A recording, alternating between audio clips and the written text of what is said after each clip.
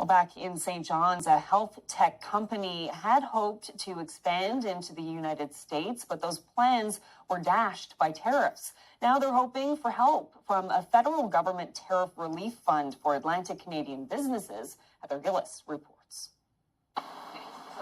St. John's-based PolyUnity 3D prints all sorts of healthcare products, from custom casts for broken bones to containers to hold vials of blood work. They've even made a device to help stroke patients strum the guitar. Company CEO Jacqueline Lee says they were working to expand to the United States.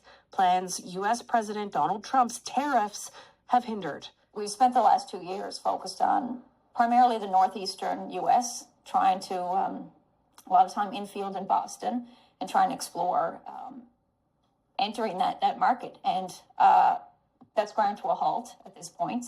Monday, Prime Minister Mark Carney announced $80 million of a $1 billion tariff relief fund will be dedicated to Atlantic Canadian businesses.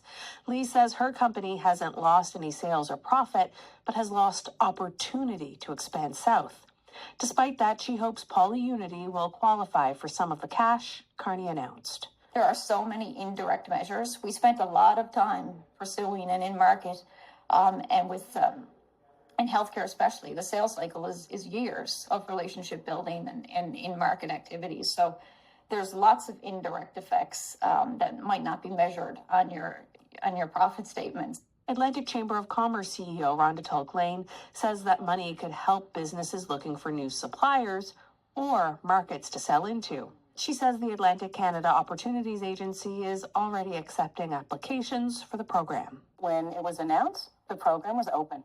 We don't see that too often within government. Usually it can take months, several months to open a program. So I want to let all businesses know and all your listeners that the program is open. Meanwhile, Lee says her company has pivoted and is now looking to sell to places like Germany and Iceland instead of the U.S.